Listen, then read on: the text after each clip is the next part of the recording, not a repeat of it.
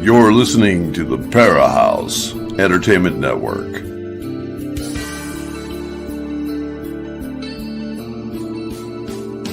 Come join us as we take you deep into the fire to the paranormal realms of hauntings, UFOs, ETs, alien abductions, strange creatures, and the vastness of universal consciousness as we continue to seek what is not supposed to exist as we search for the truth that only comes from going into the fire.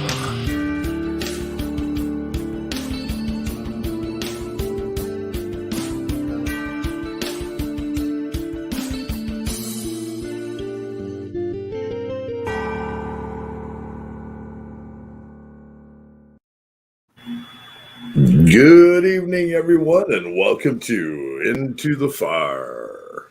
And tonight it is your wonderful hosts plus one, and that would be the hound dog himself, Melvin Brazel. Melvin, good to have you here with us tonight. I'm going to jump over to Tanya and Billy here and see what they've been up to this week. How's it going, guys? Going good. Had a few storms. Looks like we're going to have one tonight, and maybe we're going to supposed to have some bad ones tomorrow. So yeah, I don't know. Took a little road trip this week. Come up and visited with you for a little while. Yeah. Had a good time. Yeah, it was an awesome time. And I made out like a bandit. I got a cheesecake, and I got this wonderful little paperweight that was put up here of a bear holding a little bear. And what was great about the little bear, he's got a beard. It's awesome. It was awesome. So like your titty baby. Yes, exactly. My titty baby, my gnome titty baby is here with me all the time now. Yeah, I've been meaning to bring that up to you for a while, and at the last minute, I decided to put a little fuzz on his face. Hang on, guys. If anybody is live and in the chat room, will you let me know, because I just had someone come in. There you are. And oh, yeah. There My wonderful mama Twana Bear just walked in and goes, "You're not live." Golly. Well, I guess we're all live. Yeah, stick your tongue up something else. Excuse me, I'm on the radio. Can't do that. But we are so glad to have Melvin here today. Everybody, everybody knows Melvin. Melvin has been having some health issues, and hopefully he'll let us know what's going on with that tonight. And we're all rooting for him and holding the best in our hearts and in our prayers for Brother Melvin here. So, Melvin. Yeah, buddy. What have you been up to, buddy? Just going to doctors here lately, you know. And it looks like you've been hanging around some kind of alien. Are you a shape-shifting alien creature? You never know. After all that stuff they've been putting in me, it ain't no telling. Yeah, I'll tell you. That's right. All that radioactive. I peed green the other day. Well, you're looking kind of green, right? Well, no, you're back to normal now. I can just see it now. There'll be somebody on YouTube or Facebook that is going to cut out the part of this show and go, "Look, there's a shape-shifting reptilian on Into the Far tonight." It's good. It's good to be on here. Like I said, I may not be able to stay, too long. Well, brother, it's just nice to have you. I have been doing good today. Well, as I said earlier, our hearts and our thoughts and our prayers are with you. If you want to share with the group later what's going on and what's your plans, so they can all say hey to you and everything else. It's just a blessing to have you here tonight. We're glad that you're here. Chat room, tonight's show is going to be a little bit different. We've talked about a few different things, and what we want to do is just chat with the chat room And we're going to open it up to everything paranormal, to UFOs, to anything that you can think of, even current events if you want to. I am just tired of a lot of different stuff, and I just like to talk about it with you guys, see what you guys think, see what's up with you. We're going to be looking at changing the format possibly. I might even be taking it off of Facebook and moving it to another one, maybe BitChute or one of the other ones that are out there, because it allows us to have more free speech, talk about the things we want. Because one of the bad things about it is being forced to be a certain way, and anybody that knows us. We are all about the truth. We talk about the truth all the time, and we don't like being on leashes. Yeah. Yep. And we don't like being, we got to watch what we're talking about or what we're doing, because it's all important. It's all stuff we talk about. And we also like to talk about spiritual and conscious matters that are very important to everyone.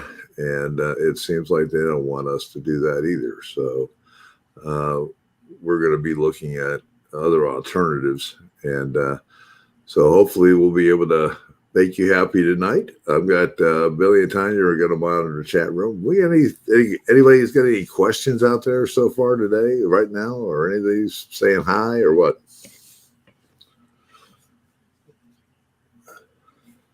We got quite a few in the chat room. Yeah. All dear friends, I might add. Well, hello there. I'll go out that way and take a look and see what's going on. Yesterday, and some of the things that are coming up here very, very quickly. I'll be doing a live Zoom with the Indiana MUFON group on Wednesday night, talking about UFOs and all that other stuff.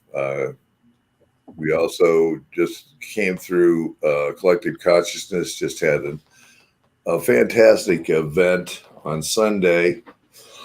Excuse me, I should have muted my mic, but we are at the trying to put out a good vibe across the world to be able to pull the darkness off of so many people's eyes and the wolves out of people's eyes, and to be able to hopefully that one was a 5-minute meditation. We got a lot of good responses from it and everything else. So we'll wait to see how that works. And believe me, I do believe that and prayer, meditation, prayer, and everything else brings you a lot of wonderful stuff. So also Saturday night, right? We are on our way to Harriman to investigate with the grand opening. We've got a whole guest out there. We're going to be with Ronnie D's staff and JB Coates and Mr. Estes. So we're going to have quite a good time out there. Really looking forward to going out there. Hope some of you have bought tickets. Hope to see you out there.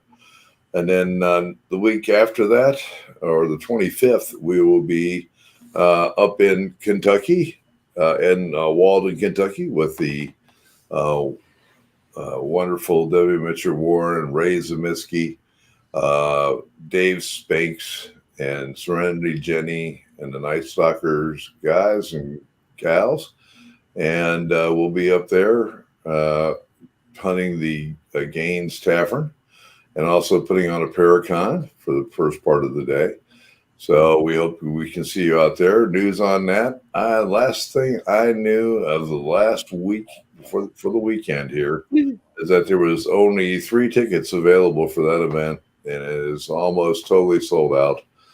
So it would be great to be able to help out the town of Walden, Kentucky, who runs that new place up there, and to be able to get them a good kickoff with us being up there, and hopefully other teams will come up there and investigate that place, so they can keep it and do a continue to keep the history alive like we do at the Octagon Hall, and which is a great thing. So, all right.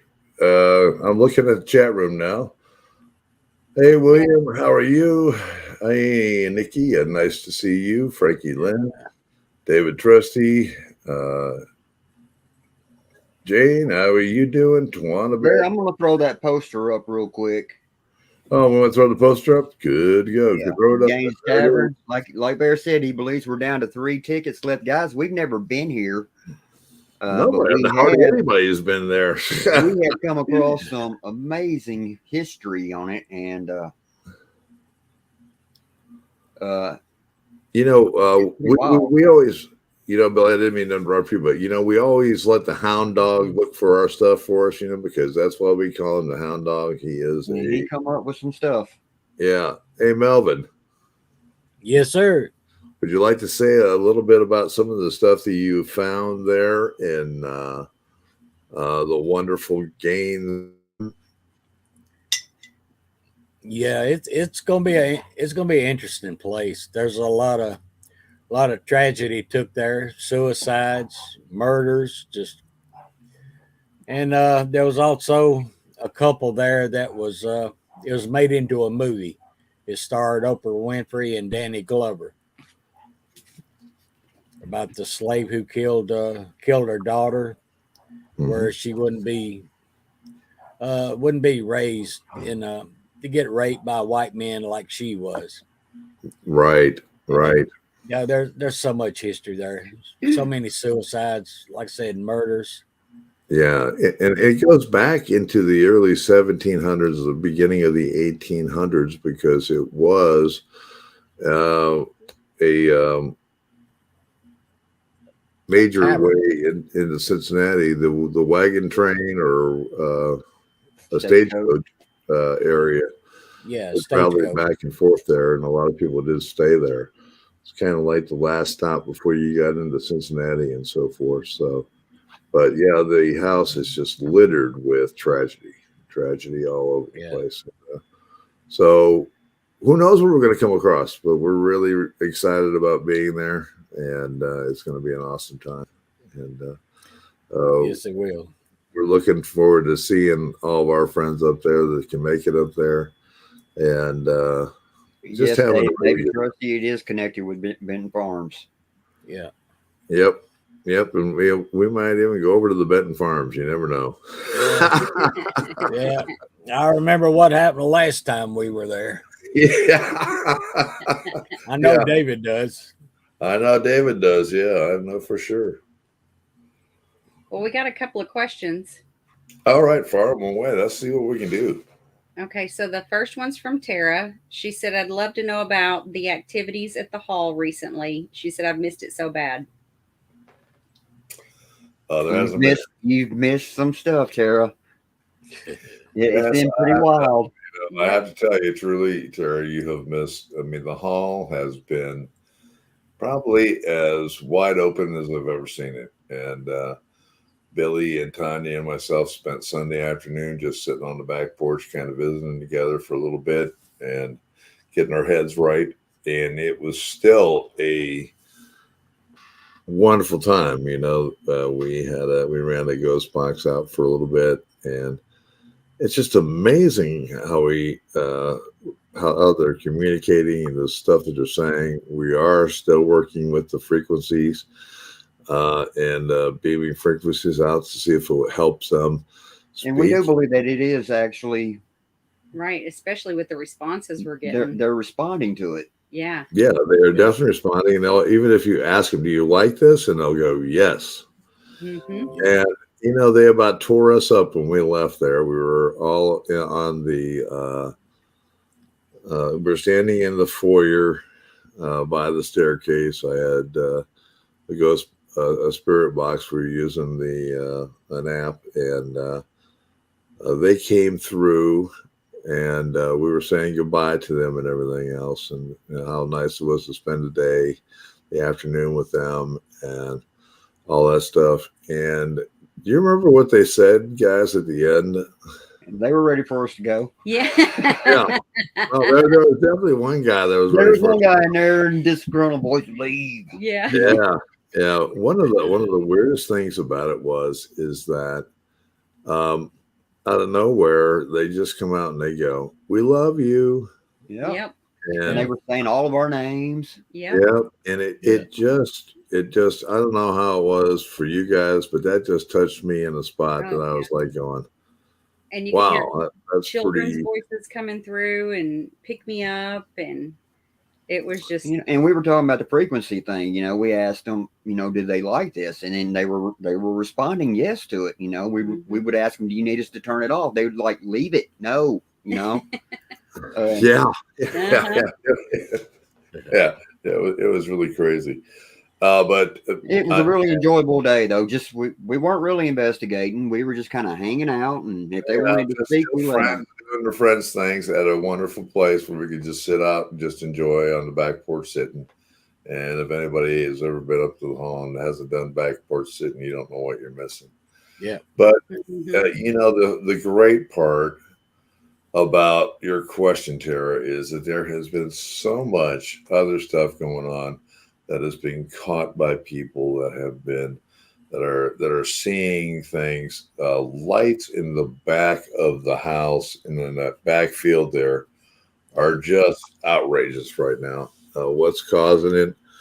I'm not too sure, but people are seeing all that stuff. We had people see large. I've had two groups now see a large bird type creature that's probably 4 foot tall, and they've seen him around the barn, and they've also seen him in the cemetery.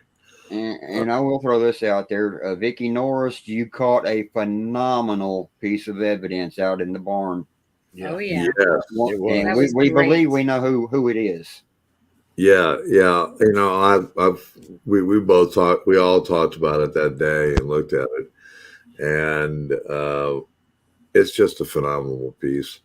You know, guys, why don't you go ahead and talk to them about it and tell them about it? And Vicki, yeah, you know, it's she came up, showed it to me. Billy had told me Vicki caught something, and I'm not going to steal her thunder. She's going to show you. And when I saw it, I was like, going, wow.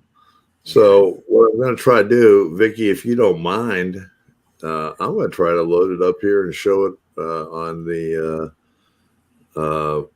show tonight and let people see it. So, guys, let me just try to do that for a second, and I will be right back. And you guys keep going with questions, all right?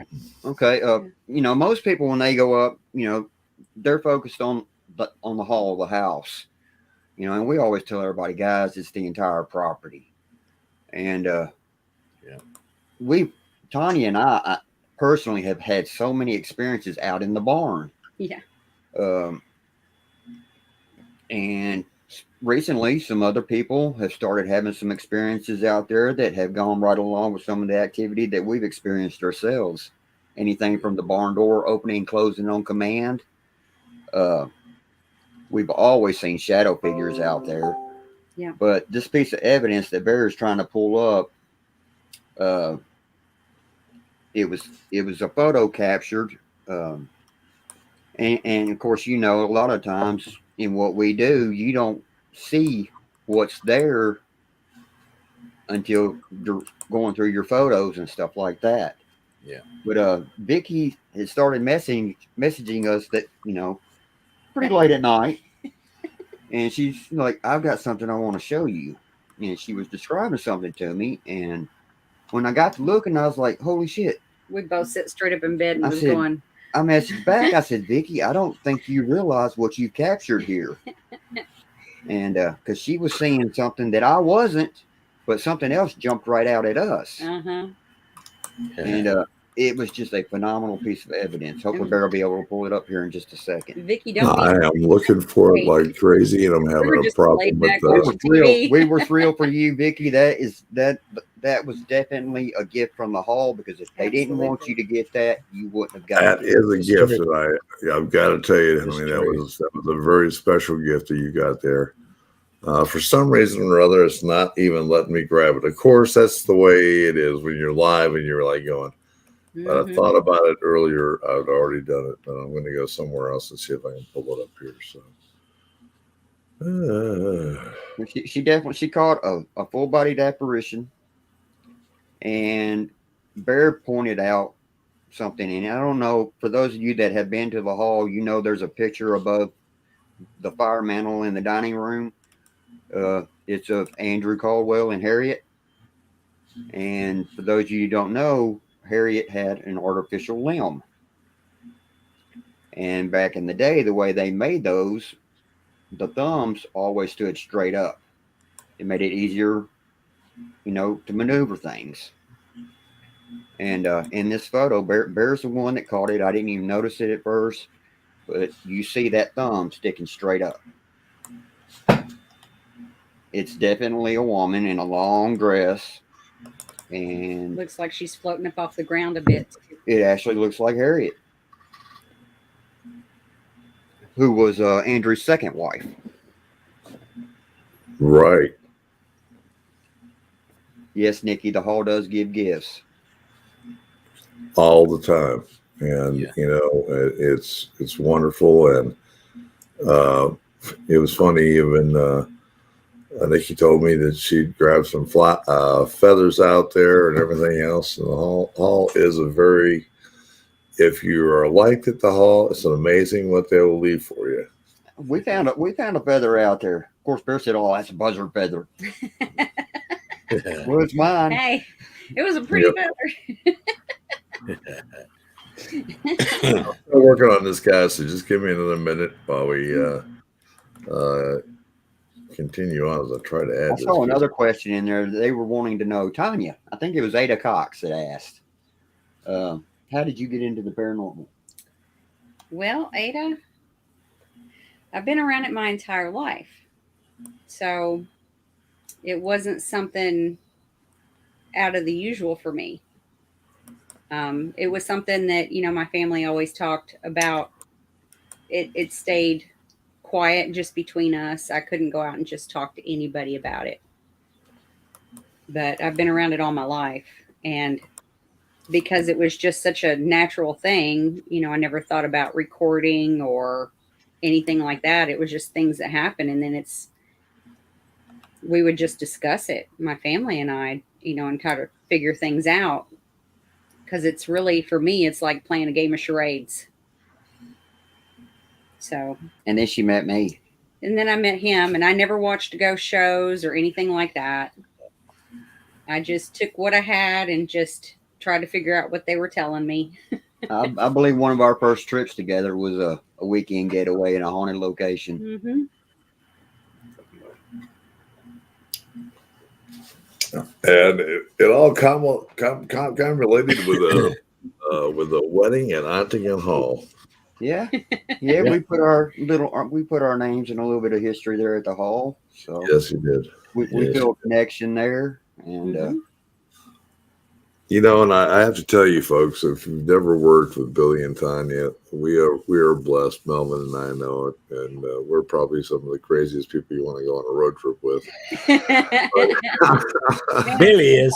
you ain't had a road trip until you shared a room with Hound Dog. I know. Is that not the truth? Uh-huh. Yeah, We heard from laughing you'll so never hard. meet two more dear and wonderful people in the paranormal than Billy and Tanya. So, it's a pleasure to work with them, to be friends with them, and to call them part of our family and be a part of our family, because these people are serious about what we do. We are all serious about what we do, but we also like to have fun, and we laugh, and we try to be happy and positive. It's all about the intent. And these two over here, We feel the same way about you guys too. Yeah, and it all began with an invite from Melvin to come on up to the hall. And Yep. of course, we had investigated with Melvin before in another location, and we hit it off right from the get go. Mm-hmm. Yeah. And then that was what I was worried about. You and Yeah, I was worried about it. It says, "Oh, you investigated with Melvin." Oh gosh.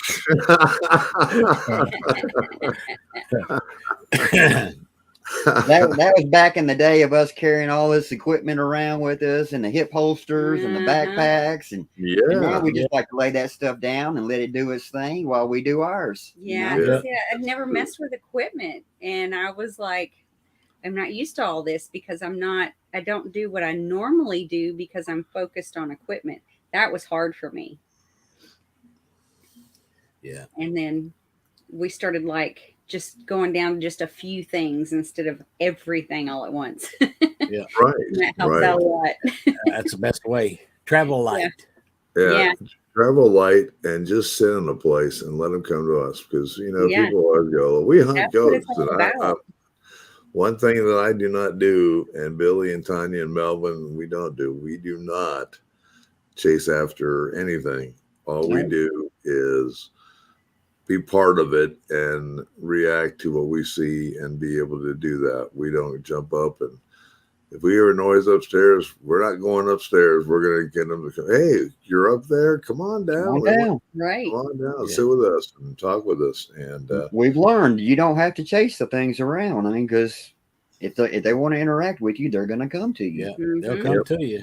yeah, but at the same time, we're going to go to all the rooms anyway. We're going to make that trip. We're going to sit up there and see what we do. But it's always relaxing. It's a lot easier just to be able to sit down and enjoy the place that you're at and just listen to them as they get ready to come up to you and tell you their stories. So it's awesome. Once again, you hear a bump upstairs, sometimes that's you're watching what's going on in this hand, but there's something else going on in this one, Sometimes that's just them trying to get you to move away from a certain area. It's not them calling you to an area, but like I said, we've done this long enough to know that you don't have to chase them. If they're going to interact with you, they're going to come to you. That's 100% right. 100% right. Exactly. And you're right, Vicky. It doesn't matter if it's day or night. If it's haunted, it's haunted. Any other questions you guys got? Because I got some questions for you, maybe. Hold on. I saw another one in here for Melvin, and I told Jane to send us a message. She said that I have a house I went to. They called me. There is a lot of paranormal activity. I may need help. Yep, please get a hold of us.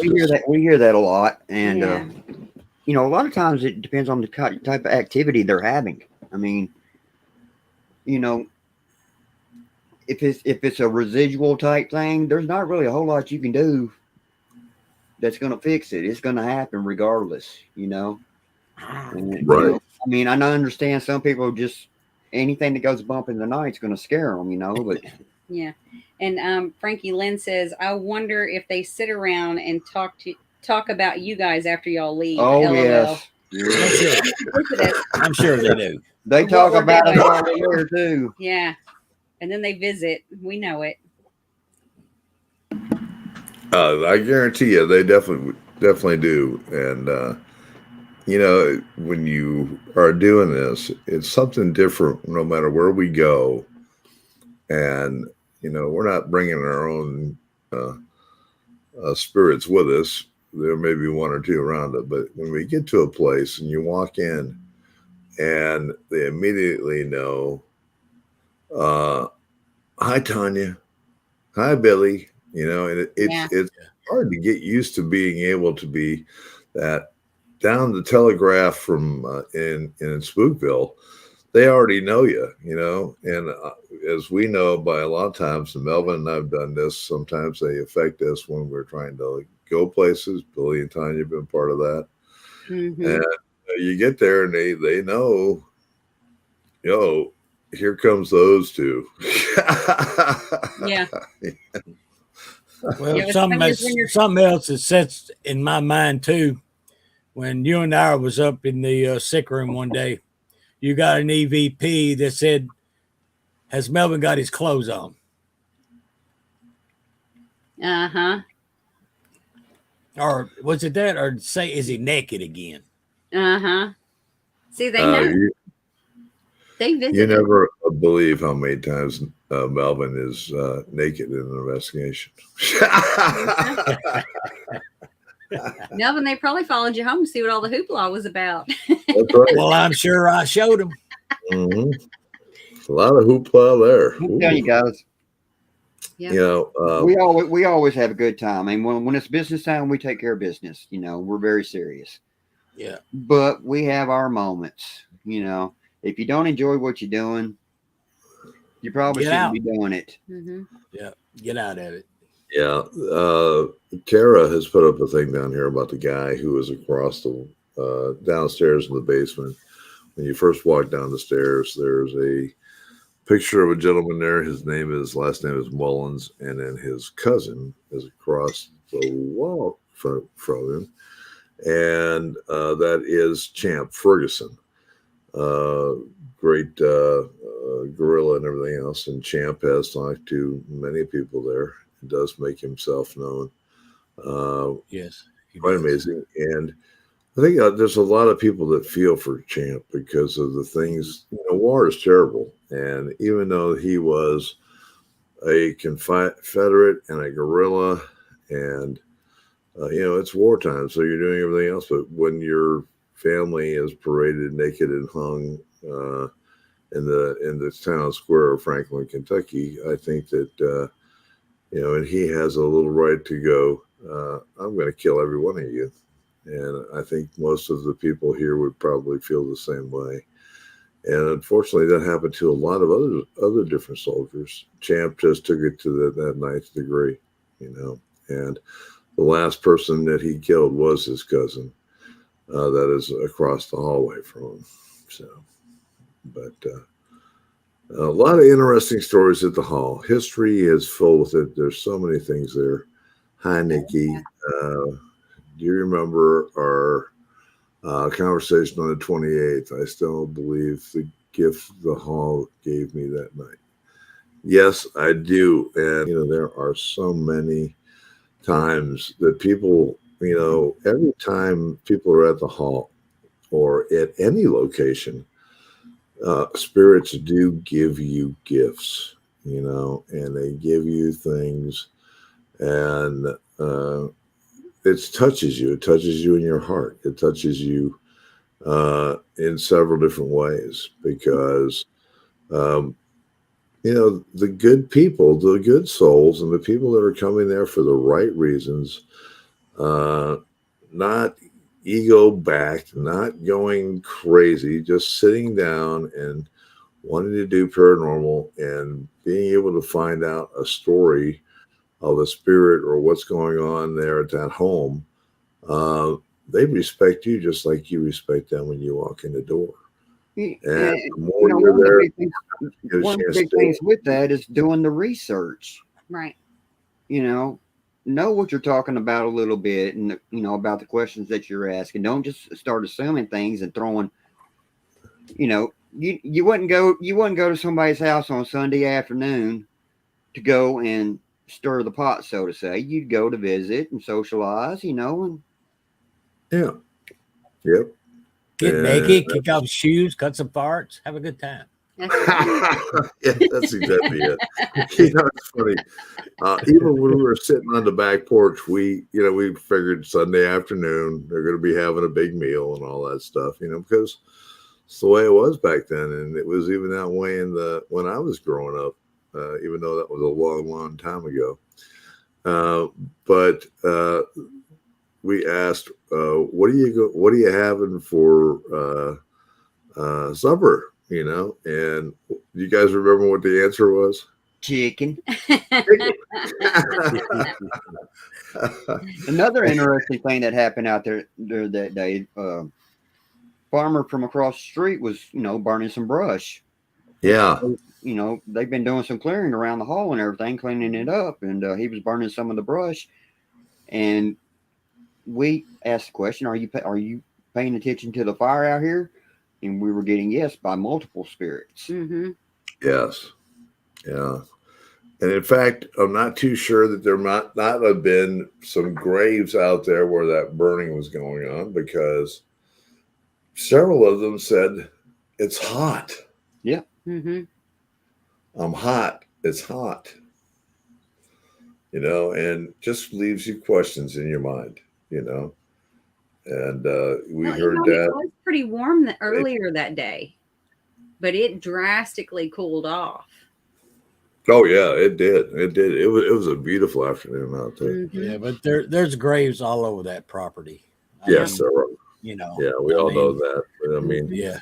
I just, this was where if you haven't been out to the hall recently and seen the cleanup, we had a big pile of trees out between the.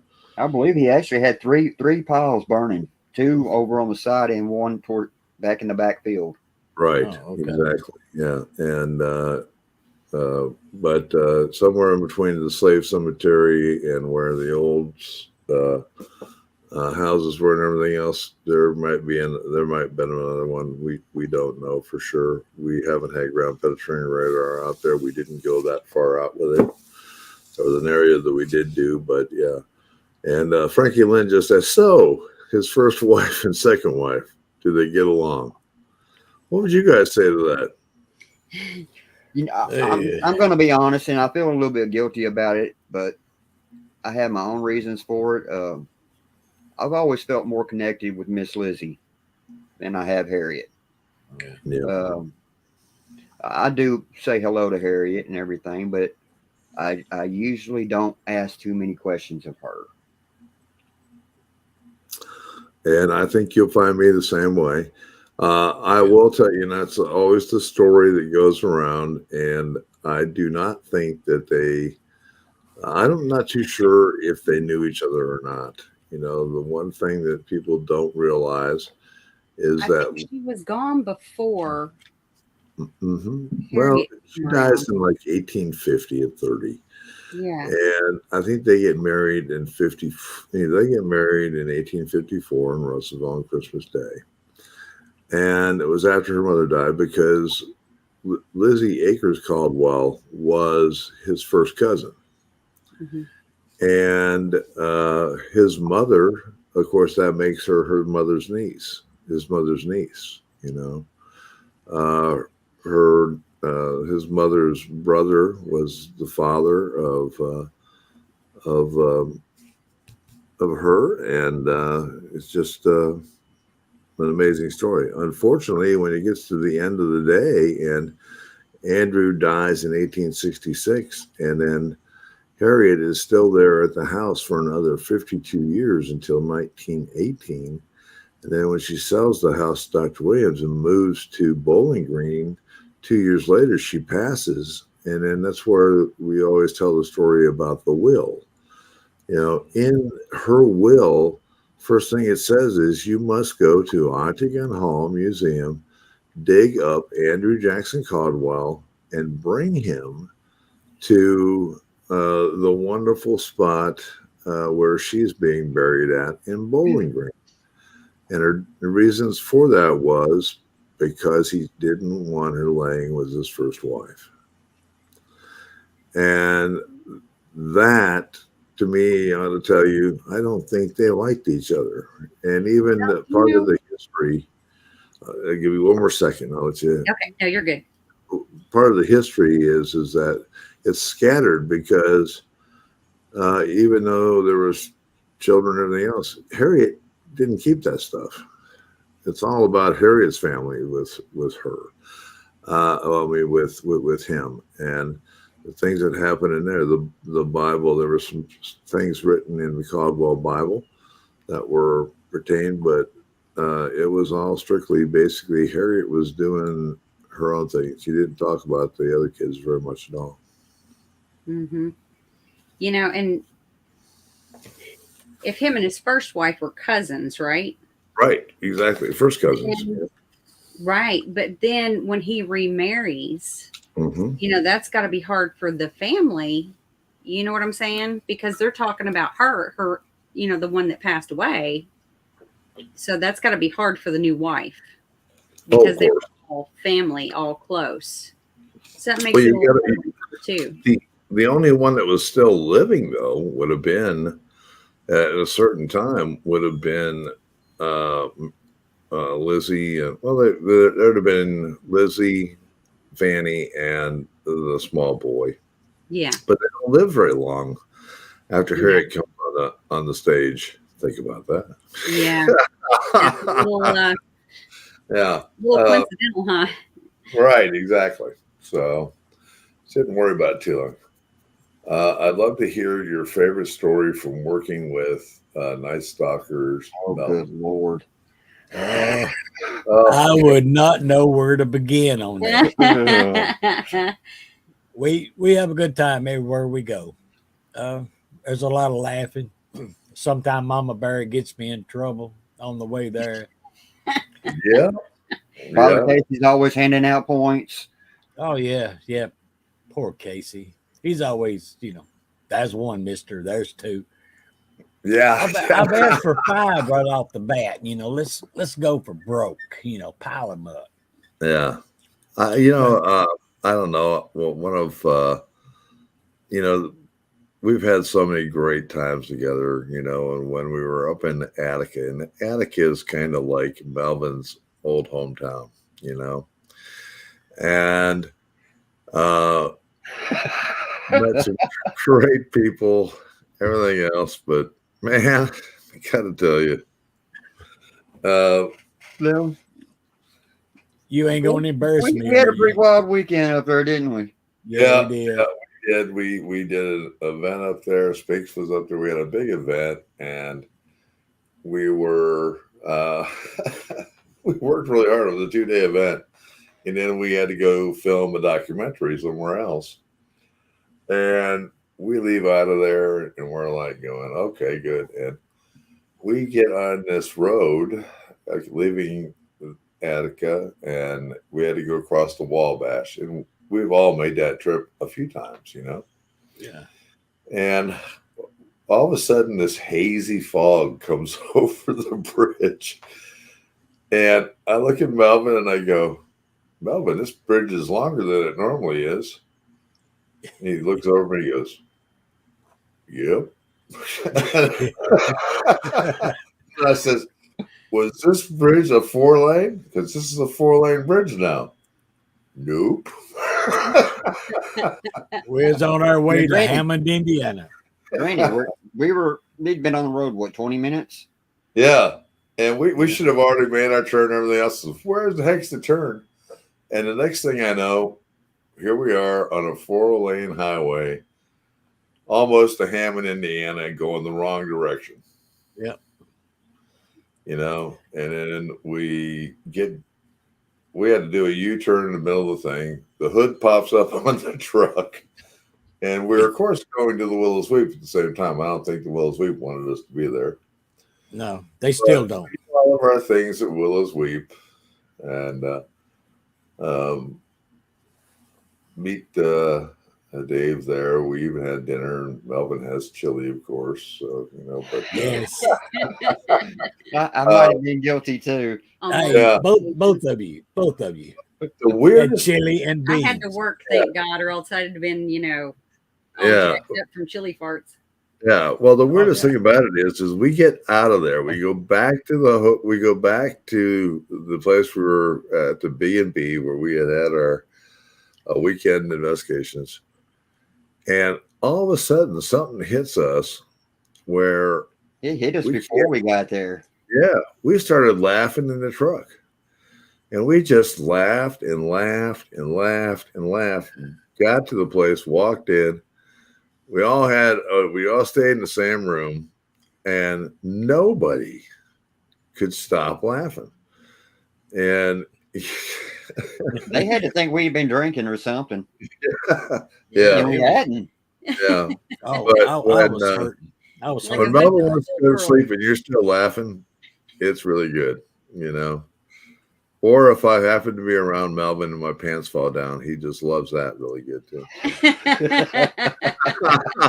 Oh, it scarred me. I'll never be Oh, the yeah. same again. We had to have a picture to scar the rest of us for life, too. Oh, you seen that picture? Melvin, I've seen it, buddy. I've seen it too. Scary, ain't it? Yeah. Gee. But anyway, I actually remember we were doing a cleansing on a place, and mhm. Bear was in a cubbyhole up underneath the staircase, and he was down on his hands and knees, and he was placing some stones and doing some things. And I walk around the corner, and all I see is butt crack. Yeah. And then all of a sudden, I hear this pop, and he's like, "Holy shit!" The rocks exploded in his hand. Yeah. He drew blood. I'm like, "Great! Now you're doing a bloodletting." Yeah. Yep. Oh, So We've we had just some great times, guys. We really Yeah. have. Oh yeah. we have. we've covered so many places and been so many places. We've been in some pretty hairy situations too. Yeah. Yeah, we have. We have seen Yeah. some amazing stuff. I've seen some amazing stuff. Seen a lot of crazy stuff. So, guys, I want to ask you guys, what do you guys think of the UFO stuff? I mean, where are we going with the government now? Is the government going to tell us anything? We've got Congress meeting, doing all this other stuff. What's your thoughts on the UFO things going on? And also anything else that the current government is doing? I'd love to have your thoughts about. When was the moment you all knew the Hall accepted you as part of it?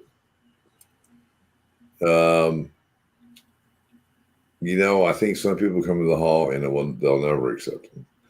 And there's other people that come to the Hall As soon as and you get there, you just know. yeah, Before you get there. Because I Right, mean, there's times when I have dreams before I get to a place and I see all these people. And then whenever I get there, I look at the pictures and go, I saw them last night. Who is that? yeah. But it's like I said at the beginning of the show when we were talking about, say, this Sunday up there, and the Hall just draws certain people back. It's like you're meant to be there, and you just sit there and you become part of it. It just takes you in, and they're around you. But when you're doing a ghost hunt or anything else, they know you. They know you as well as part of their family, and they accept you as that. And you feel that way, just like we were talking about when we left. It touches you when you hear somebody, a spirit go, "We love you." It's really something else. And it wasn't just one spirit that said that. Right. Yeah. So, and we love them too, because, we're there all the time. So. Yeah. And Well, another we're not thing going in- we we're not tell going in them judgmental. also. Right. We're not going in judgmental or anything like that. What has happened has happened. We can't change what happened. And, times were different back then. And you just have to understand that and don't, hold anything against anybody, because you wouldn't want somebody to hold something against you. Especially if the stories that you believe, the stories that you've heard or the stories that you fabricated or whatever, if they're not true, that what you put in, you're going to get out. True. Yep. True. Tara's asking about, actually, I'd love to hear all about your all's first experiences. Wait a minute. Let's get this straight. First experiences at what? The Hall. We better get this That's one. straight. Yeah. That's one, mister. Yeah, Yes. that's one. I ain't lost my touch. PG there, mister. Yeah. I hadn't lost my touch. Where's Casey when you need him? I'm too old to remember. Casey's got eyes everywhere. Yeah. Yeah. I don't even remember my first experience at the Hall. I've hunted a lot of places. I remember a lot of experiences. The Hall has given me many gifts and many pictures and many memories. And my first, my first experiences go way back. But as far as an investigator, the best experience I ever had was in 1976 when I got the opportunity. It was to meet 75, 76 when I got to do an interview with Hans Holzer, and he uh, invited me to a ghost hunt in Cleveland, Ohio. I was there at Case Western Reserve, and that's where I interviewed from. And that's what got me all interested in it, and being able to sit down and talk to him and hear the way that he understood it. I mean, he's written hundreds of books, and he was a parapsychologist. He's the great grandfather of the paranormal, and just a Superman. And I still remember some of the conversations we had about people being able to do certain things with equipment. And there's certain people out there that have a great ear. So make sure that they're the people that are working on your EVPs. And there are people that can hold a camera, and just when they're holding a camera, it does magic. It allows, for some reason, they allow them to take pictures of them, and people can All the see it. time. And that's a talent. Other people have every other talent. And what you do is you don't fill your whole team with all kinds of different people. You fill your team with people that do certain things, and it all works together as a team. And that was my best experience, and I've always kept that with me. And I get to see that today when you look at Nice Knockers and all the other people that we investigate with, hunt with, and love to pieces. So what about you guys? Afraid to hear Melvin's. We better go to you, Tanya and Billy. Yeah, better go Billy and Tanya. Y'all go ahead. Yeah. Go ahead, babe. Go ahead. I got to try to figure out how I can keep it G-rated. Well, mine's kind of touchy. I don't really talk about it to very many people. And I mean, I don't think I really even go into detail with anybody as far as my first experience went. It was a bad time in my life, and I was living in Indian Mound. You know what? It'll be in a book one day. I'll talk about it in a book one day, or privately or something. It's not something I'm comfortable with putting out there, simply because it was a rough time, and it wasn't aimed towards me. It was more to help me than anything. And I'll tell you about it sometime, Tara. But I will say I've had a ton of experiences. I've seen it all. Experienced a lot.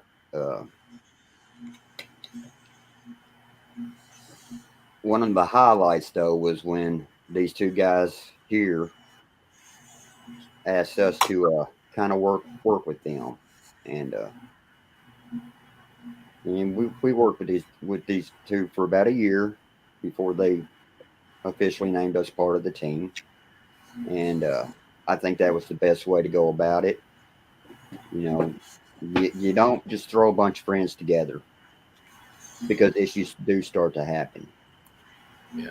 And they did it right, and I wouldn't have had it any other way. Right. And it, like they said, it became family. And y'all, I know that. that's true. I'll put it in a book one of these days. And someday I'm going to put a book together. I'm still working on the Hall book right now. And by the way, paranormal investigators out there that have hunted the Hall, one of the important parts about the Hall is the history of it, which we're going to put together. But the other part of the Hall is not going to be, we'll have a little spot in there for Night Stalkers. We'll do a small chapter on Night Stalkers, some of the events. We'll pick out some of the things and maybe put some of the pictures in there that we've captured.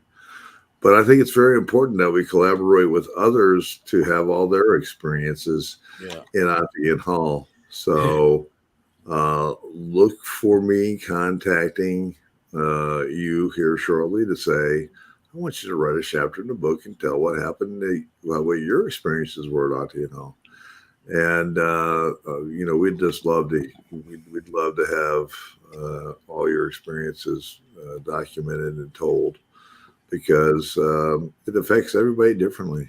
That place is very, very, very paranormal in all aspects of it. So, It's a special place. yeah, it is. It is. Now, don't get me wrong. There are a lot of other places that we also enjoy and love to go to. You know, Yeah. but that place just eats us up. You know, Nikki, thank you. You know, we do talk about UFOs and everything else, and I know you believe in all that. I'm just kind of wondering, you know, out here in this media right now, and in this type of source that's happening, and all the things going around, we don't get much of what I consider to be the truth, or what's actually happening in the world. We all know the reason for that. If they can't control it, they're not going to acknowledge it. Exactly. And that's all it is. It's all about control. And part of it too is if they can't explain it, how are they going to try to explain it to anybody else? Yep. Let me explain it to you. They're real. They're real. We've had our own UFO sightings, and Right. people, when you say UFO or UAP, it is unidentified. Right. And we're right here on the border of Fort Campbell, Kentucky, and Clarksville, Tennessee. So we know what's in the air around here. We know what planes look like, jets, helicopters, all that stuff. And the experience we had, well, we've had several of them now, especially at the hall. But the one that stands out to me, I mean, I sent Barry a video. We were driving down the road. We had no intention on stopping and getting out. No. You know, we kept driving. It kept following us, and then it just shot off in another stopped, direction. and it shot back the other direction like that. You know, aircraft don't move that way. Exactly. Yeah. And it was a great video. It's a typical triangular shape that you see with the lights. You know, they form a triangle. They don't flash in any certain order. You know, they're just random flashes. But this was below the clouds, because when it flashed, it was so bright that it was lighting up. Clouds above it. Clouds above it. Yeah. And at one point, it actually came down house level. Yeah. Right above the trees. Beside us. And we could see the light just beaming at us. And she's driving, and I'm trying to film it on my phone. And and you can't catch it with all the trees hitting. And then I got to an area where it was more open, and that's when we see it dart off to the other way. Yep. Shot back the other way. Opposite direction. But that was coming through Russellville. You know, of course, we've seen a lot of UAPs out there at the hall. Yeah, we have an awful lot. And many people have had those experiences. Yeah. In fact, we recently there was a group up there, and they were like, how come you don't have scientists here? Like Skinwalker Ranch, you know? Yeah. They know what's going on there. Mm-hmm. They know what's going on. Yeah, they do. Ada, you mentioned the wonderful state of West Virginia. You know, there's you never what you'll see in the West Virginia mountains, and that is true, and it goes with any of the mountain areas. But West Virginia is a very special place. If you've never been there, go there, and you will know why they call it almost heaven. Let me ask you something, Bear, about that. I know a majority of the UFO sightings or UAP sightings in West Virginia, they seem to be close to coal mines. Yes. Yeah, they do. Do you think that there's a reason for that, or is it just? I mean, I know West Virginia is coal mines all over, but yeah, they do have a lot of coal mines in it. But you know, I think that just like here in Kentucky, and I'll give you the basis. And I saw David's comment about the real truth is blazed with your abductees, and again, you're right about that also, David Trusty. But you know, there have been so many mines that are closed. All these mines are now closed. Whatever is going on in these mines and down below these mines, I think is a very interesting thing. There was also, West Virginia was always known for that place where people would do underground bases. They had a wonderful resort back in the 50s down there that was, no one ever knew it, but if we got in major trouble, the president, all of his cabinet and everything were going to be stored in the basement of that hotel underneath gigantic doors and everything else. So it was a bomb shelter like, and they could continue on their productions and their the daily thing of running the country. And there are a lot of those there. So it kind of goes, is it something that they're monitoring the government with? Are they monitoring these other locations? Just like they did in 73 through 75 with the SAC bases. And there were so many reports at those nuclear sites where UFOs were flying around and everything else. That's been going, and that's happened since the 50s. And you have to remember there was a different time back then. There was a lot of different. There's an Air Force base close to there too, right? In West Virginia. Yeah. If it's close. All I know is that I don't know if there are several that are close to DC and over that way. I don't know of an exact airport. West Virginia is one of those places that call to fame is there is not 1 square mile of flat land in it. So I don't know where they're going to put it. You guys look at the history, all the UFO sightings, Mothman, the Flatwoods Monster. Right. The Green Man. There's over the years, the century, it's always something in West Virginia. Yeah. I have a list of old names like the Salagastor and all the other different things that of crypto creatures that West Virginia is known for and have been seen there. And it is just phenomenal. It's phenomenal what may be lurking in those woods. And same thing here in Kentucky, Tennessee, all that area, very special areas. Tara picked up something. What did we get here? I think UFOs are real, and I can't wait to learn more. Please tell us about your experiences. I saw one in Hawaii while stargazing with friends, and it made me a true believer. Also, I have that strange RH blood type. Please tell us what you know about RH factor. Oh my gosh. RH factor is it is a very rare type of thing in your blood.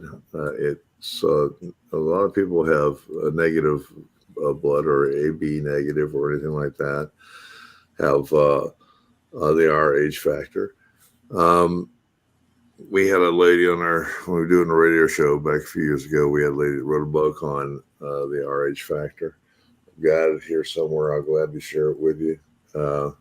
I've got so many things in my mind and so much stuff that, and I'm going to bow out on that question because the RH factor is, if you're born with the RH factor and your mother does not have the RH factor, their pregnancy is going to be very rough. And normally what they will do is they will give you a shot nowadays to change your RH factor to a normal factor of a positive factor to match your mother so the childbirth and the experience is not as bad. Tara wants to know the name of that book. I'll have to look for it. Give me something and I'll put it out somewhere. But it was a great book, and it was uh, done by, good gosh, can't think of her name right now, but I've got it here somewhere in my piles of books. I have a lot of books, folks. Let me just say this: as far as the UFO thing goes, guys, you're better off to put your eyes to the sky. Mm-hmm. You know, Yeah, sorry, folks. I got to get off here. we love Melvin. you, brother Melvin. Love you. Take care. But before you get off, we love you. God bless you. Our prayers are with you, my friend. I'll talk to you soon. All right. Thank you. Good night, all. Good night. Good night. Bye, Warden. Yeah. Yeah, what I was saying though, as far as the UFO thing goes, you know, everybody, you're better off just to put your eyes to the sky. You know, everybody's got cameras on their phones now. You can record, you're better off to have your own experiences before waiting for somebody to tell you that they are real.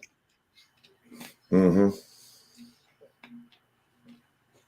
Because like I said, if they can't control it, they're not going to acknowledge it.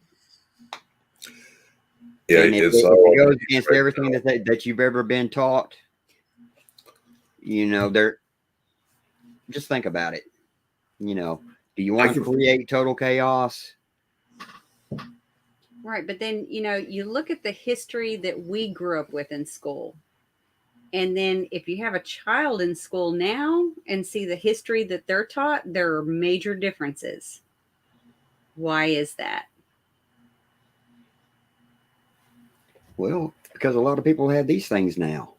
Mm-hmm. You know, and there's surveillance cameras on every corner of the street and every business. And I'm just saying, you know, it changes, but it was history. It should have stayed the same. Right. Well, if you look back at history, though, all religions, Mm-hmm. you know, there's glyphs, there's stuff in the Bible, there's stuff, you know, in all different religions that show things in the sky. Right. Yeah, and even paintings back then with the great painters back in the times that are doing biblical paintings and everything, you will find a whole mess of UFOs in the sky. They actually draw UFOs in the sky. And look at the you go back to the Brahmana and back into the Indian ancient texts and so forth. And what are they talking about? They're talking about flying objects and people that have almost like a nuclear war is going on in the sky above them and what they're witnessing. You know, it's in every culture. It has been around forever. Even some of the creation stories of the Dogon are very strange, where a being comes down in a craft, lands in the water. He's kind of like a fish-like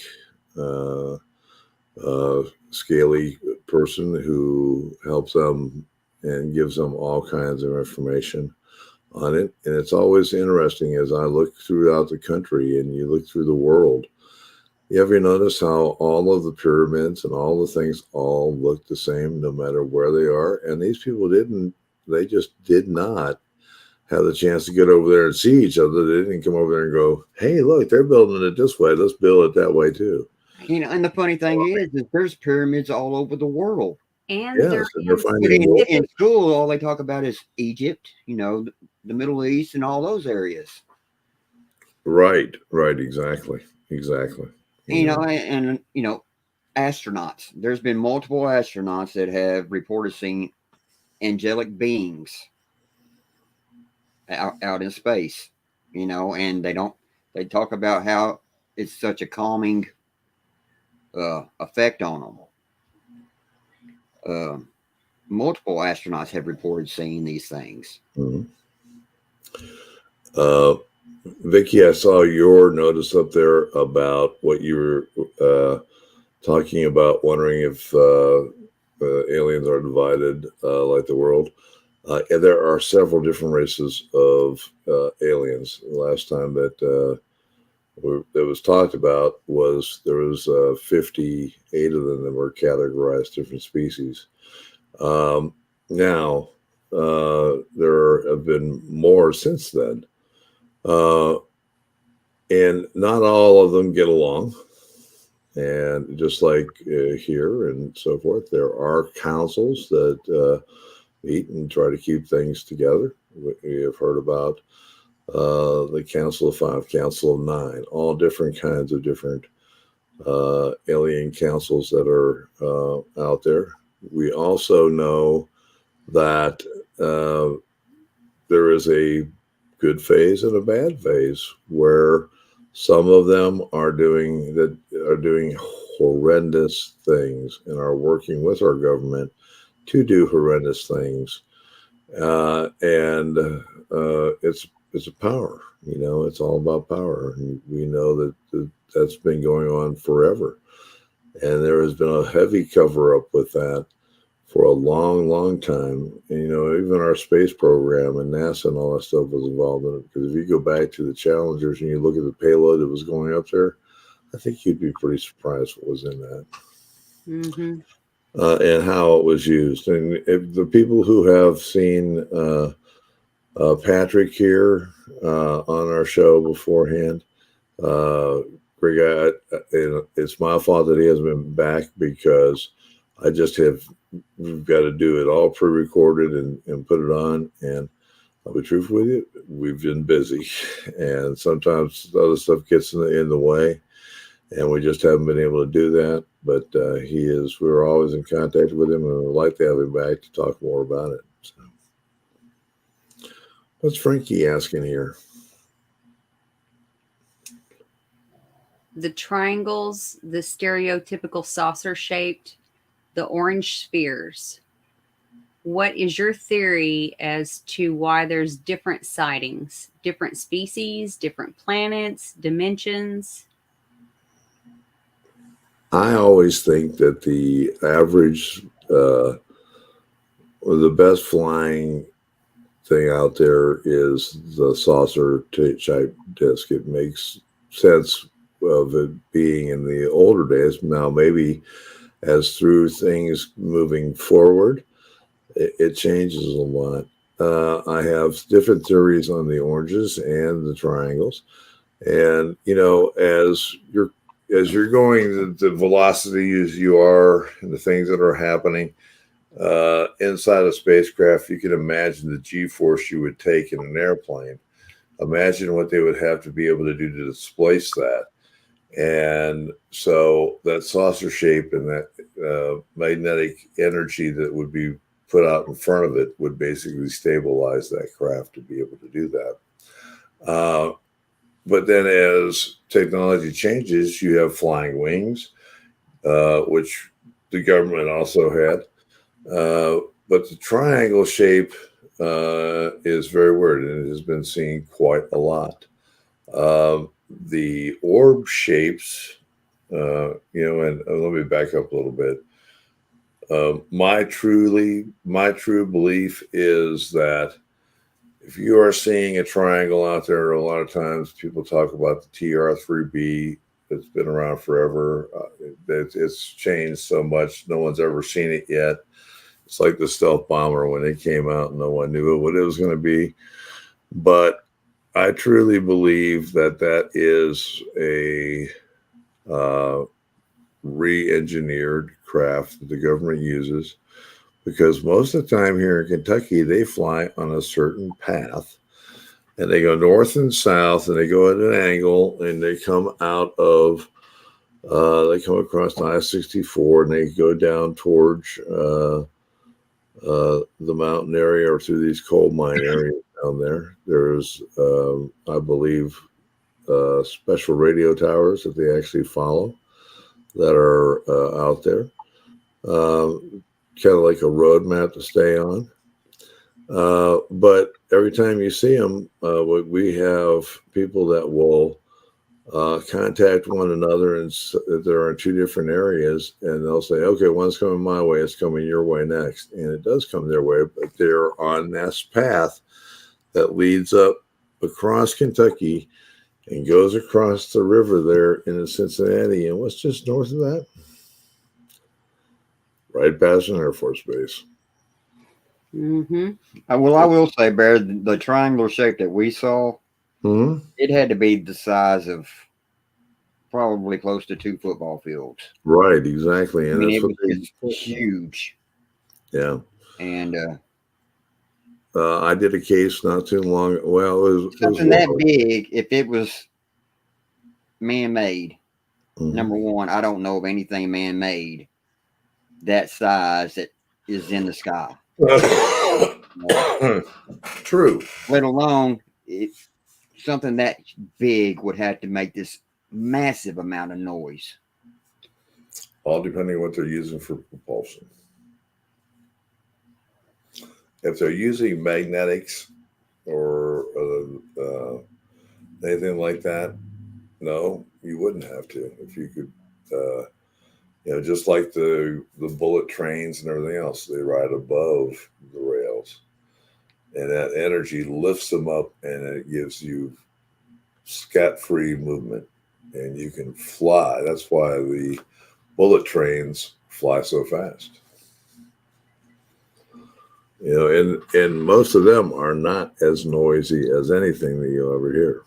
So unless they get closer, they're very quiet. Or like if you're at Disney World, the brushes are going to rub against certain things, but it's not that bad.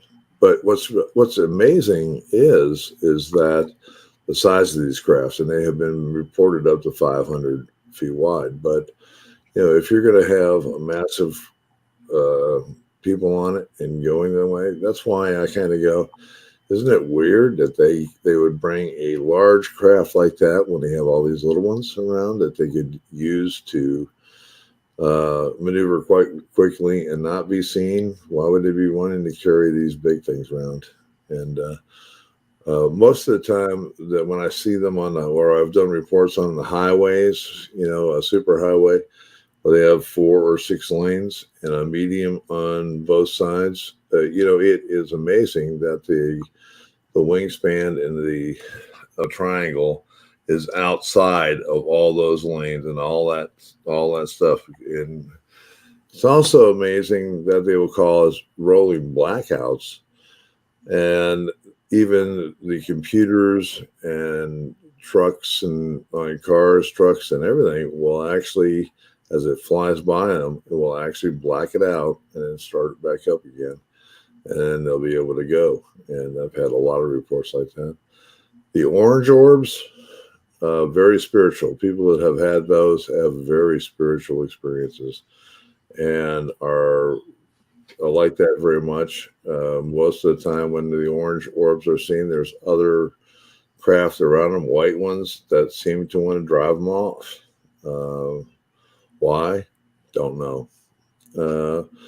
There are also other orb-like lights that have been seen around downcrafts and everything else. A lot of people believe, and I might be into that belief, that it is a transportation unit to get back to the craft. If they're doing anything in it, they are inside a beam or an orb, and we've seen it lift off from ground places and fly across the air. So all kinds of different things and different aspects of it. So, Okay, I got a question. What is your take on, through many years, pretty much all my life, I've always heard about the lights that float above the ground, but they're yeah, close to the proof ground. lights or They would mountain call it lights. like foxfire or things like that, but it was like a light that would be almost like a lantern light bouncing across the ground. Brown And Mountain lights. Yep, there's a Brown Mountain lights. There's several of them. Mm-hmm. And it's odd. I've actually been there, actually looked at them. There is nothing in the way. First thing you want to think about is maybe that's a highway up there, and you may get a glance of a vehicle or something that turns right away and it's there. Nope, happens every night. It's there. It moves. You can get closer to it. It is some kind of phenomena that is coming up out of the ground. Mhm. that causes. I mean, I can't see it being anything else other than that. I don't think it's a UFO. If Right. it is, It's too it's small. omnipresent. It's all the time, and it's always in the same spot. So it's got to be some kind Usually in a of field where there's nothing else there, right. and it's, a ball of light. Well, look at the hall. I Yeah. mean, how many times do we see those weird lights at the hall? And sometimes they'll scoot across the hall like crazy. I'll say Sure. this. Don't tell me it's swamp gas because there ain't no damn swamp there. Oh no. Well, it has to do with, if you put together all the stuff where you put all the time with paranormal, and we're talking about the land, and we're talking about all of the things that are underneath the land. So, geostones are basically crystals that are buried in a lot of fields out in Kentucky, everywhere. They're all over the place. They hold energy. You also have limestone water, which causes all the same thing. You have the magnetic ley lines of the earth, and you have a certain frequency. And we've been talking about tones and frequencies. So, if the conditions are right, wouldn't you believe that that would be able to come up and manifest itself and be able to move itself back and forth? And then there's the other thing about going, is that a residual type of a cannon fire? Is that a tracer bullet? Is it something like that? Or is it actually a spiritual being that we get to see move like that? I've never been able to get close. I've never been able to get close enough to examine one. To me, Right. that is what you call a true orb. Right. It is I a mean, true because orb. you're seeing it with your own eyes, not just whenever you take a picture. Right. Right. But it's larger than that. It's more of like, somebody carrying a lantern, I guess where it the all light glows. Yeah, but I guess it all depends on how it manifests. Yeah. Right. That's how it's what's causing it to manifest that I can't tell you. Because Right. no matter what it is, we have never been able to get up close to it. You mean even in the lights that you talk about at Brown Mountain and all these other places, What does that tell you? That tells you that there is some form of intelligence there. Right. yeah, that tells me that there is something that goes on. I mean, it's just like the same thing. Why does the ground light up whitish blue, and you see odd things around that? Because there's energy stored there. There's some kind of stuff that when I talk about the ancients and the ancient lands, as you all know, by being with me, Ottingen Hall is one of those places that I consider to be ancient. Yeah, and I Mhm. still say there's a reason Andrew Oh, Cole yeah. built the house where he built it. Right. Oh And yeah, the way oh, he yeah. built Built it. it. Yeah, and just the way he did it and everything else. I mean, he was a very smart man, and it does have something to do with the Masonic lore, and probably, like we know that the Octagon in Babylonian times, Egyptian times held spirits. It was a spirit thing, and I think it still does it there at the hall. It's a magical. It's a magical Very geometry. special place. Yeah, it is. It is. Um, Are reptilians considered aliens, or are they something different altogether? They're considered dinner. They taste like chicken. No, reptilians are aliens. There are different styles and breeds of Draco. Gosh, I'm having a hard time with different names today. The real, all different types of the manta. What was the TV show that came on years and years ago? It was one of those Saturday morning shows. Oh yeah, that was Yeah. Was it yeah, Land of the Land Lost? of the Oh, Lost. Land of the Lost, and they had the Slee Stacks, and Slee Stacks were living in caves and everything else. And then what do we have around here? All over the place. What else did they have on that show? That was They had a hairy man. Bigfoot. They had hairy little Bigfoots all over the place. So it was very growing up in that era. You just got to see all those things, but TV and all this stuff is always releasing things that people just think that it's a normal. Wow, isn't that weird? That's science fiction. That's all made up for TV. What a great way to release the truth without you ever knowing it. Subliminal in its own way. Yep, it is. It Mhm. is. Speaking Yeah. of Bigfoot, Yeah. let's talk about cryptids for a minute. You know, there's Let's a talk lot of about- not, and what, technically, what is a cryptid? Cryptid is something that has not yet been Categorized. categorized in- by science. That's right. Exactly. And there are so many different ones. Bigfoot is one. Dogmen are another. Werewolves, all that stuff are different. Man, dog man. You know, Yep. I had my own Okay. Bigfoot sighting. I had my own Mhm. Bigfoot sighting. It was probably 25 years ago. Yeah. And you know, when you see something like that, you instantly know what you're looking at. You know, some people say, "Well, it was a black bear." No, it wasn't. A black bear is not even half the size of what I saw. And whenever I had my experience, I saw it. It was on the side of the road trying to cross over the guardrail on a bridge, and it squatted down, kind of like a stump, you know. Mhm. But this thing was so huge, even squatted down, it was still as tall as my truck. And Yeah. I didn't stop. The car behind me didn't stop, and the car coming the other direction didn't stop. I mean, it was pretty wild, you know. But what am I going to do? Get out and say, "Hey, you want to have a beer?" You know? Right. Exactly. Well, No. it's strange because I had one of those encounters one time coming across the Pennyroyal out here, and we got on, and the dang thing came off right across the highway, and everybody slowed down for it. And I was the only stupid person that stopped.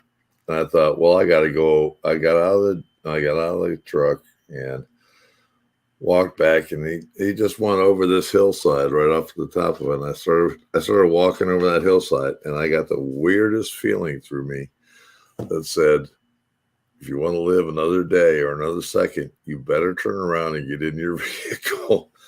And I just left because, Yeah, I see these people running after these things, and I'm like, what the hell are you going to do when you catch it? Mm-hmm. yeah, You're going to Well, disappear. and from what I saw at the hall the other night, they just appear quickly and they disappear. And Yeah. why do you think we have right footprints, left footprints, a right footprint with white line stripes in front of them, or you follow them in snow? They just end. They just don't disappear into thin air, right? That's what people would say. You know, and But it's Yeah. proven. Remember the stuff we had going on over there in the slave cemetery? We tried thermals. Yes. And we did everything and couldn't get it to come up on there, but it was still just glimmering, Right. like a predator kind of glimmer. Yep. and we've actually witnessed that Mhm. multiple times out there. Oh yeah, But No, we have. And I'll be really truthful with you. It's something that when you see it, your body also does not like it. right. right.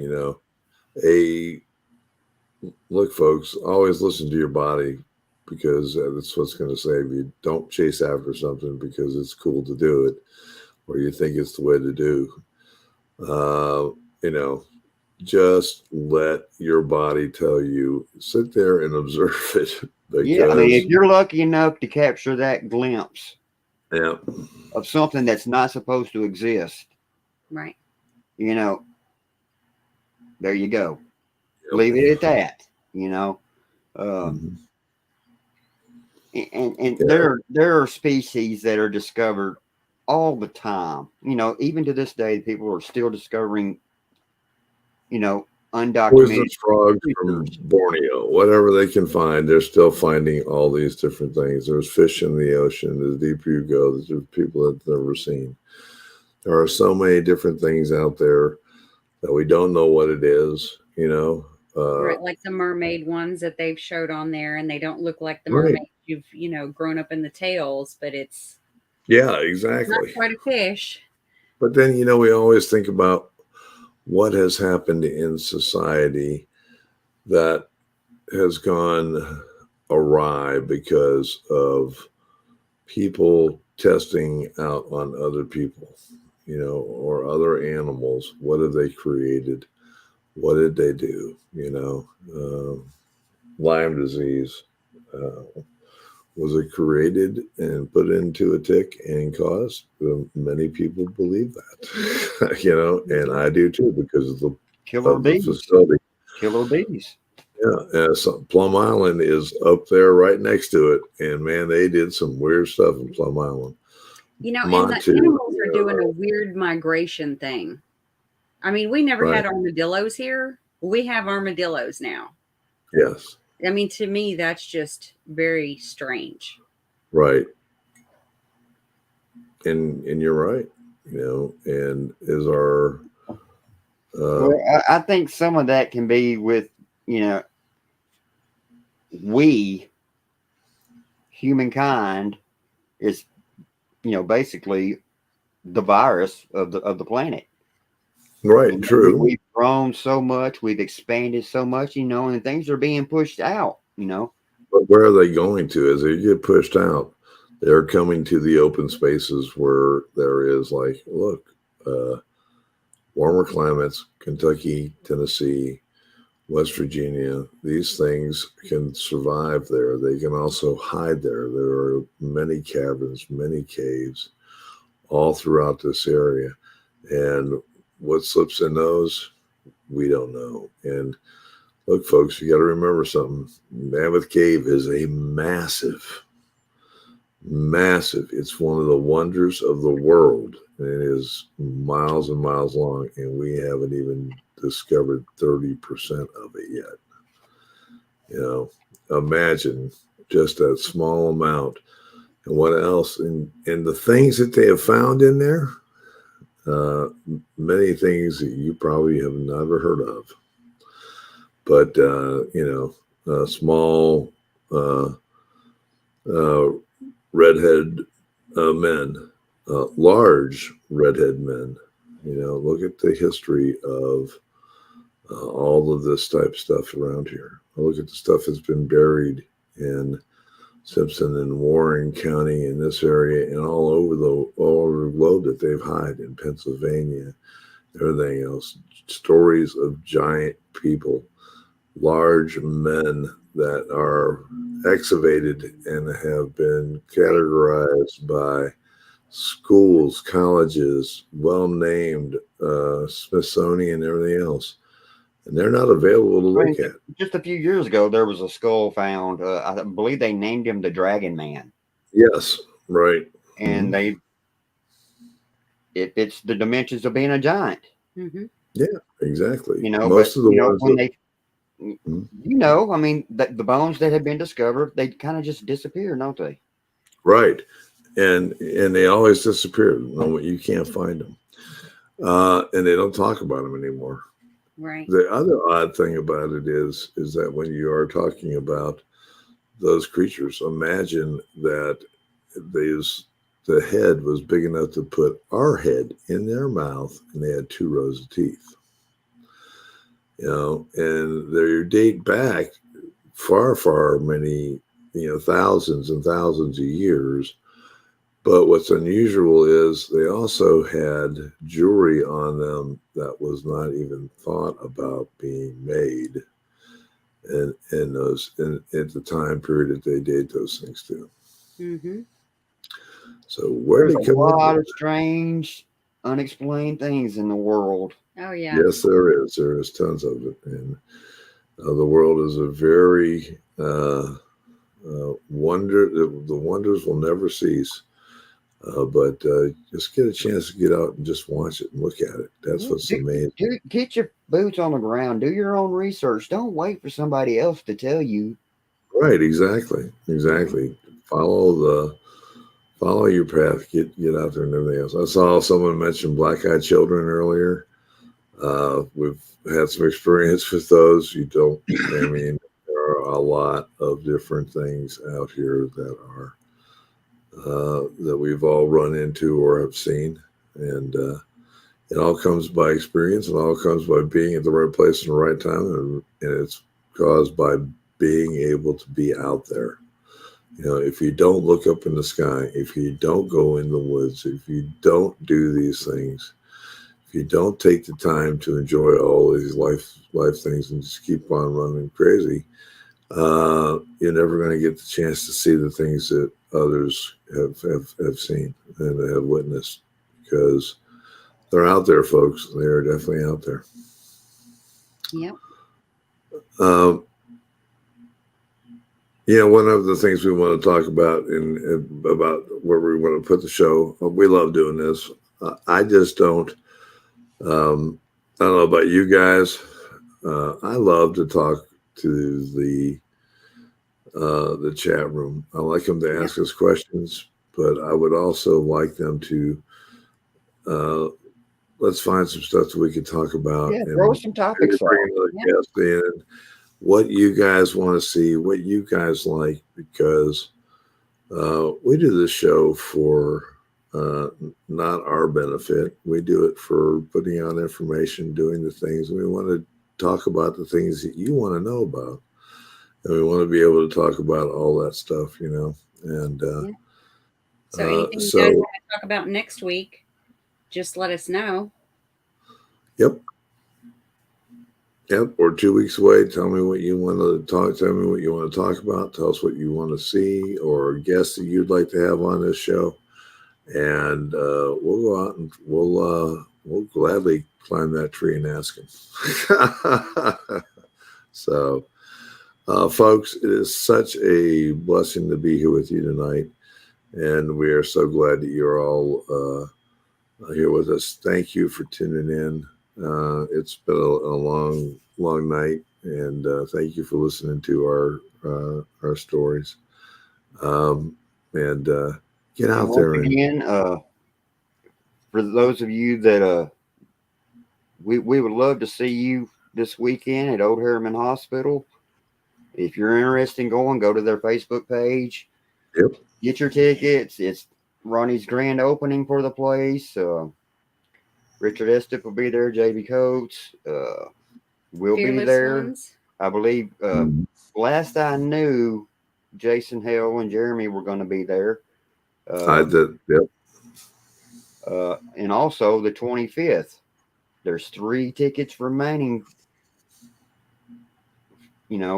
Up there in Walden, Kentucky. And, Gaines Murder House. The Gaines Tavern. We've not been there. We're looking forward to finding out what we can discover with the place, and just come on out and join us. We're gonna have a great time. Yeah, it's gonna just be a wonderful. It's got a beautiful yard. It's got plenty of space. It's gonna be like a conference to begin the day. Yep. Multiple speakers. Dave Spinks is gonna be there. Serenity Jenny. Raymond Samisky, UFO Guru, W. Mitchell Warren. And we're just going to talk it up and just do some wonderful things and get to meet the other people. Yeah. Exactly. And we're going to end the night off with an investigation. Yep. Followed up by a super investigation that I think is going to be great. Try to keep it small, and there'll be probably 30 people. It's a large place. It's fully electric. It's got all the... like I said, I believe we're down to the last 3 tickets on that. You can go to any of our Facebook pages. You can go to the Gaines Tavern Facebook page. And once again, if you want to go down and check out Ronnie D's newest hospital, Old Harriman Facebook page, we're looking forward to that. Yep. And we've got a lot of things coming up at the hall that are great stuff. We're going to be having a kind of like a meet and greet. We're working on that right now in August. We also have a two people that we just love together that we just love to have at the hall. Chris Summers and Randy Young is going to be doing an event on September 10th there at the hall. It's going to be consisting of a ghost biker ride throughout the Kentucky side and coming back in and doing a hunt. So look for that coming up. More information coming on that. Then you have Dave Spinks and Serenity Jenny coming to the hall on September 30th and October 1st. And then you'll have all of us and other teams and so many of our friends out there that are going to be doing novice hunts at the Atkin Hall through the month of October, where you can get to see all of us and some other great investigators out there that help us out through Friday and Saturdays during the whole month of October. And so please watch out for all that stuff. Yeah. We'd love to see you. Yep. Always like to, we love to meet new friends and we love to see old friends. And this is just a wonderful, we're blessed everywhere we go by the people that we get to meet and the people that we have been able to call friends in our past, So, and thank you all for supporting us. You guys have a blessed night. We will see you next Tuesday night here on Into the Fire. Good night, everyone. Good night, everybody. Have a special night. I'm going to get off of this here real fast so I can play this part. Pear is going insane.